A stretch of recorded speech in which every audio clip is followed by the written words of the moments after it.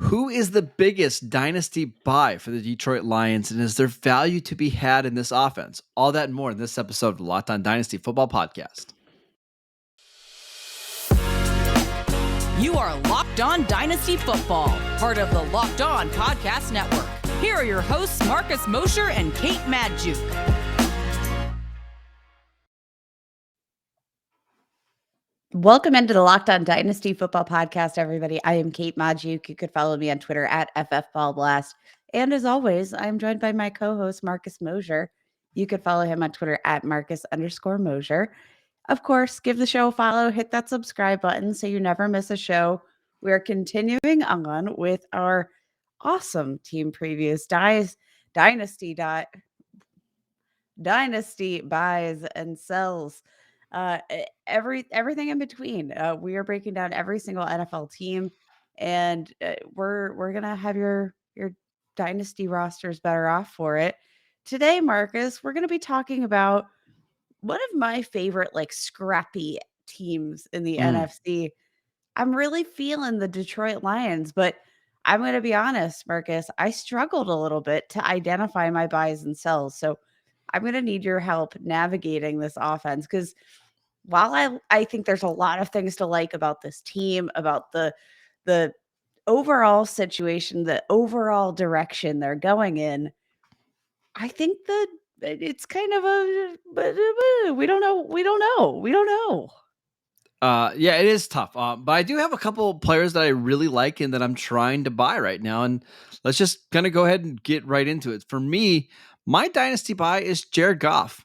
Currently on Dynasty League Football, his average ranking is 20, I believe quarterback 29. His ADP is actually lower than that.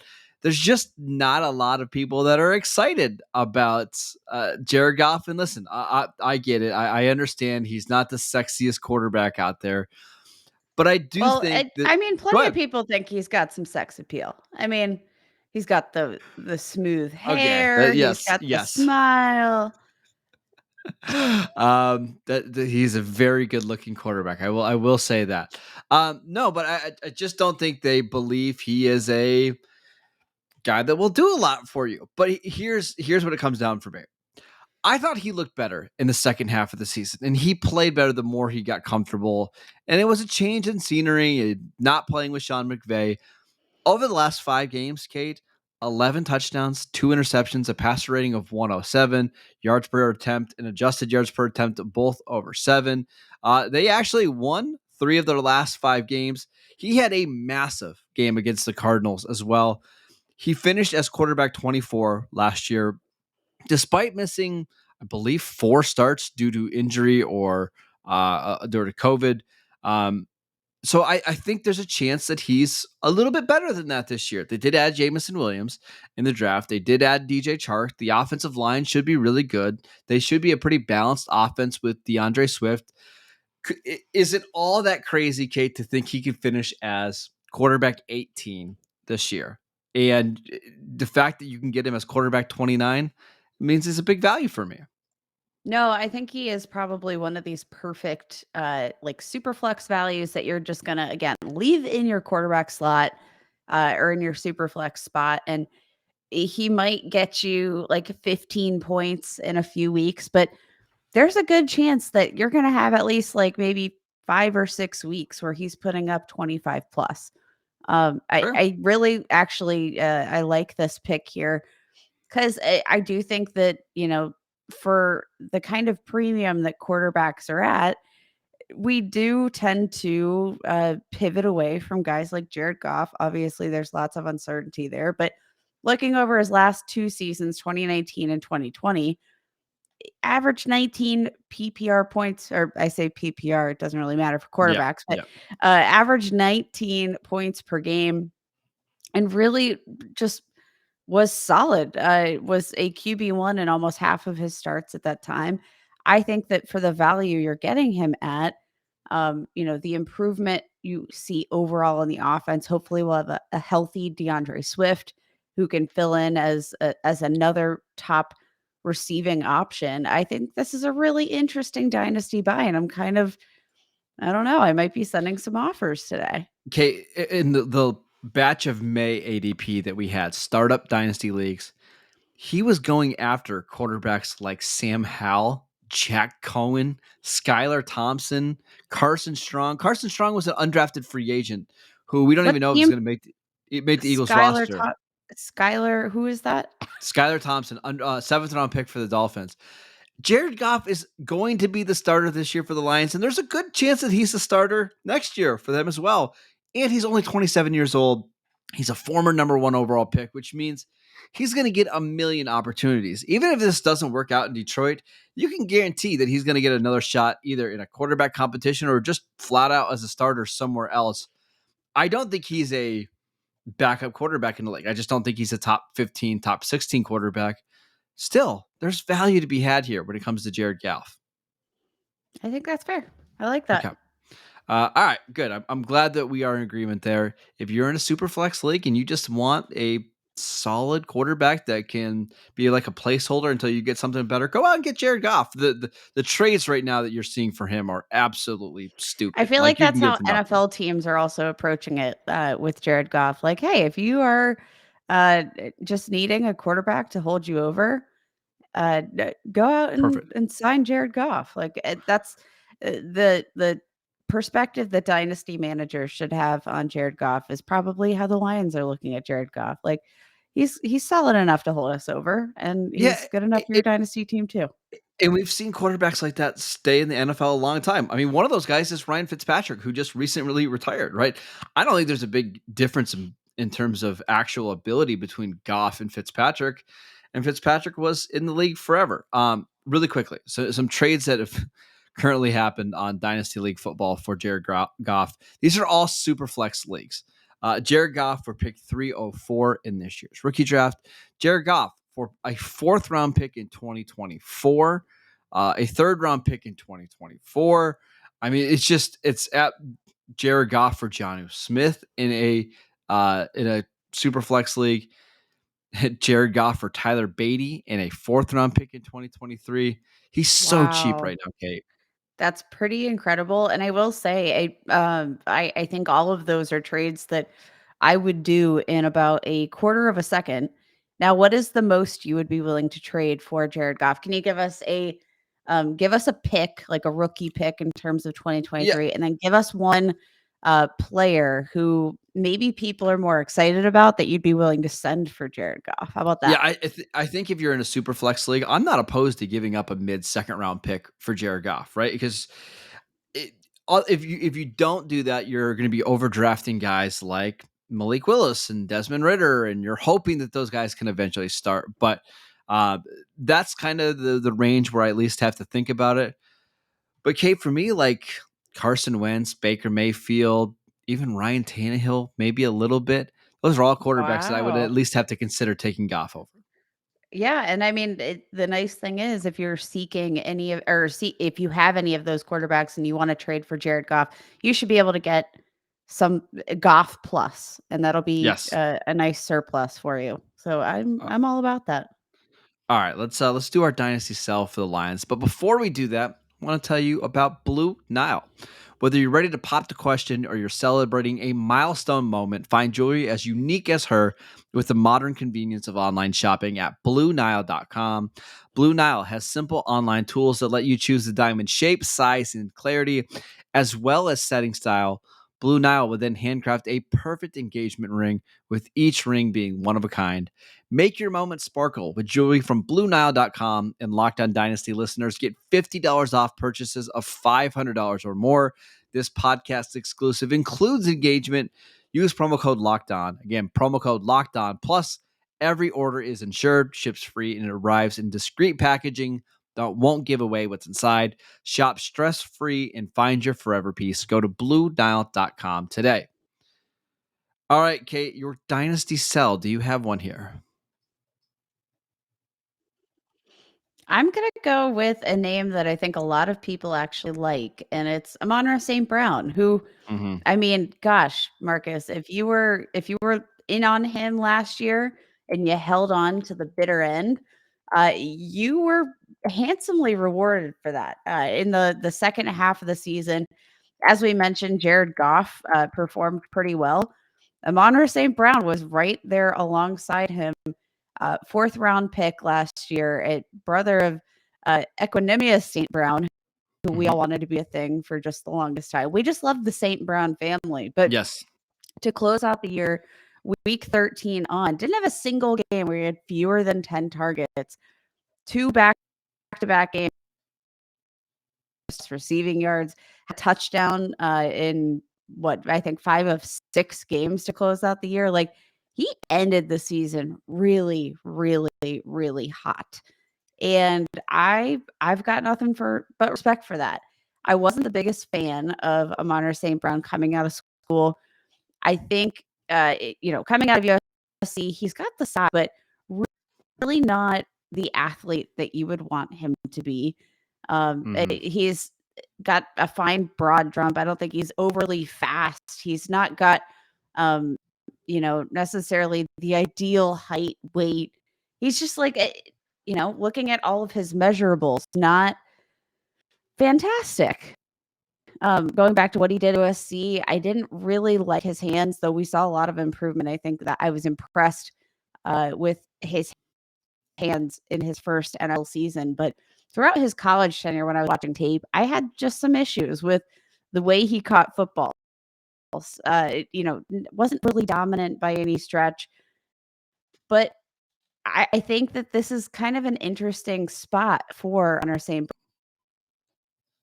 Brown. He's not being necessarily drafted as a wide receiver 1 by any stretch. Currently being drafted as wide receiver 37 in dynasty leagues. I'm looking at players going around him, and I'm saying I think these guys have higher upside. Essentially, for Amon-Ra St. Brown, you're hoping that he continues to work out of the slot that worked well for him last year. You're hoping that he repeats what he did last year. I'm not sure that we can hope for that, though, with a healthy DeAndre Swift, with a healthy Jamison Williams. I'm not sure just what the upside is. I don't think the target share is going to be there. I don't think he is going to be commanding 10 targets a game for the rest of his career. Yeah. I think he's going to need the volume to be able to sustain that kind of production that we saw to close out the season. I didn't like him enough as a prospect. And Marcus, some names going around him that I think are also interesting. Brandon Ayuk sitting at wide receiver 40. I'll take Brandon Ayuk over Amon-Ra St. Brown. We love Brandon Ayuk. Yes, this is a Brandon Ayuk podcast. How about Juju Smith-Schuster, wide receiver 34?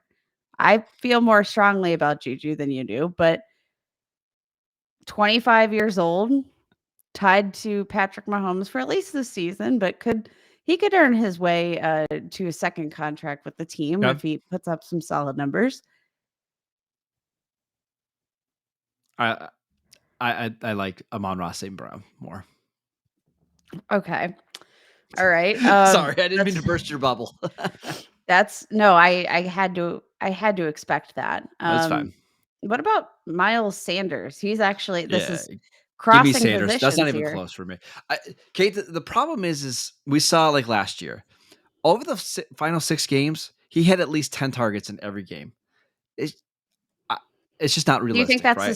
Do you think that's sustainable? No. And he scored a touchdown in 5 of those 6 games. He scored 6 total touchdowns. When they draft a Jamison Williams and you trade as much as they did to go get him, you sign DJ Chark to a big deal. They've already talked about using DeAndre Swift more as a receiver out of the slot. They want to be a little bit more ball control. There's just not enough passing attempts to go around for him to get 12 targets. And we even saw last year, Kate, like with the amount of volume that he was getting, he still was averaging under 11 yards per catch during that stretch. So he has to get the volume in order to be fantasy relevant. And this feels to me a lot like a Tyler Boyd situation where he's just a really good player, but because the efficiency isn't there, because the big plays aren't there, he's kind of in no man's land a little bit. So I agree with you. I think he's overvalued. Again, Dynasty League Football has him ranked as wide receiver 33. That just feels too high for me. Yeah, even like a guy like Darnell Mooney, Yes. right around in the same range. Like Give me Darnell Mooney all day. Mike Williams, even, who, I mean, we saw what he could do when he was getting the target share finally last season, got his big contract. I think fits the bill in terms of what you want out of size, athleticism. I think Mike Williams fits everything that you would want out of a wide receiver, and you don't really have to spend up Exactly. to get It that kind of production and upside. Yeah, I agree. There's just players behind him with better value. Even somebody like Sky Moore being drafted after uh, Amon-Ra St. Brown. I like the prospect a little bit better. I like the situation better long term.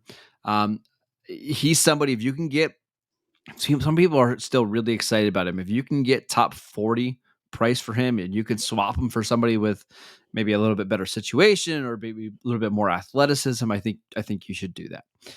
All right, let's take one more quick break to tell you guys about Bet Online. BetOnline.net is your number one source for all of your betting needs and sports info. Find all of the latest sports developments, league reviews, and news, including this year's NHL playoffs and Major League Baseball. BetOnline is your continued source for all of your sports wagering information, including live betting, esports, and scores. And BetOnline.net remains the best spot for all of your best scores, podcasts, and news this season. Head to the website today or use your mobile device to learn more about the trends in action. Bet Online, where the game starts. All right, Kate. Dynasty hold for the Detroit Lions. I've got a feeling that we have the same one here. But go ahead. Who's your Dynasty hold? This one hurts my soul because I'm a huge fan of this player, but it's got to be TJ Hawkinson, Mm-hmm. who, though I love TJ Hawkinson and I am still holding out hope, he's just too volatile. Yeah, he's not shown enough upside, but he's still being drafted as tight end 5. We've seen no drop in his value to make up for some of that lack of upside, lack of production that we've seen. Again, in dynasty leagues, I'm still all in, but I want his price to drop a little bit.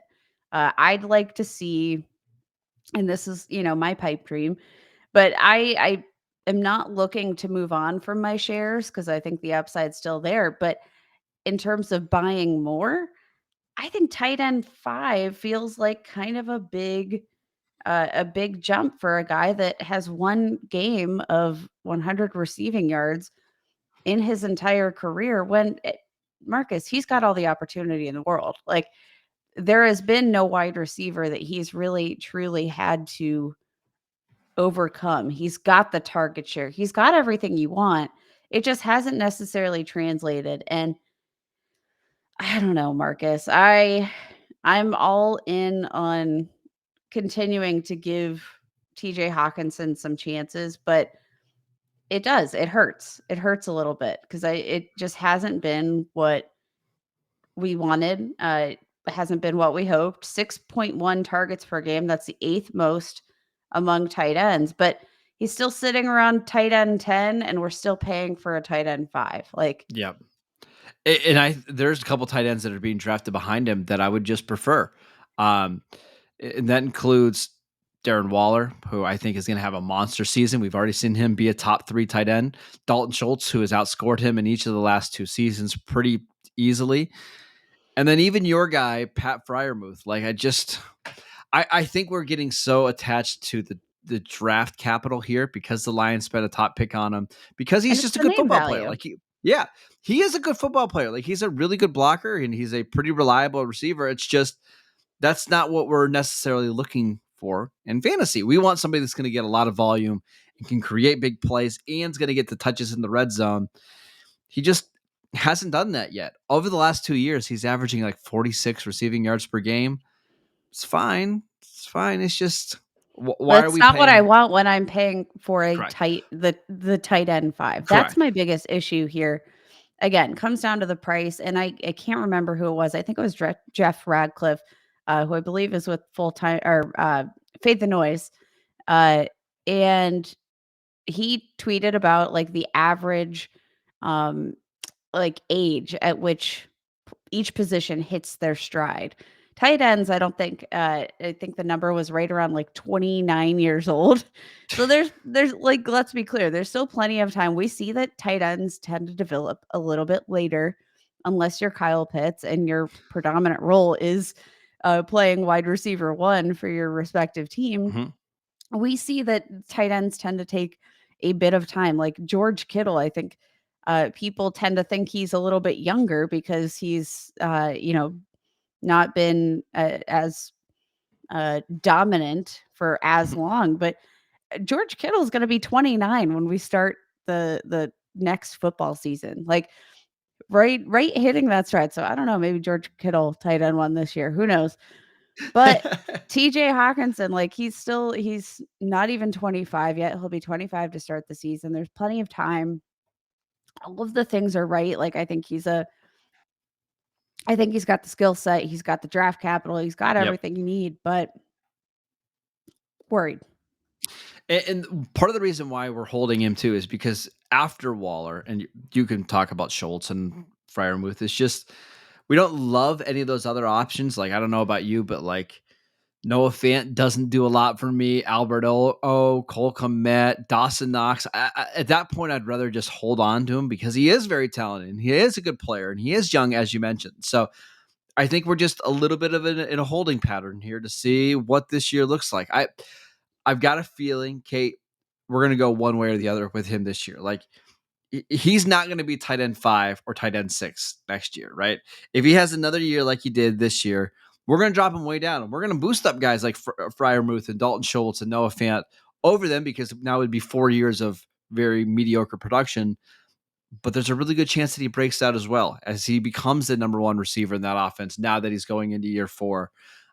So yeah, I think hold on to him now. Let's see what the role looks like in the first 2 months of the season before we decide to move on from Pat Freiermuth. Not Pat Freiermuth, excuse me, TJ Hawkinson. See, And to be clear, if his price drops, I will probably pay because I think this is just my projection for TJ Hawkinson. I think if he has another rough year, we're just going to do a whole flip. Like I think he's overvalued for what he's produced right now, but I do think if he lets people down one more time, yep, we're going to see that massive drop off. Like, I mean, like it's similar to a Jonnu Smith who was being drafted as like a top 10 tight end. And now people don't want to touch him with a 10-foot pole after exactly. a Yes. poor showing. I think that's how we're going to overcorrect. And then that's the time to buy. But even if you're looking to move on, you've got to wait. He's got to have one big game that you could sell him after because this is just, I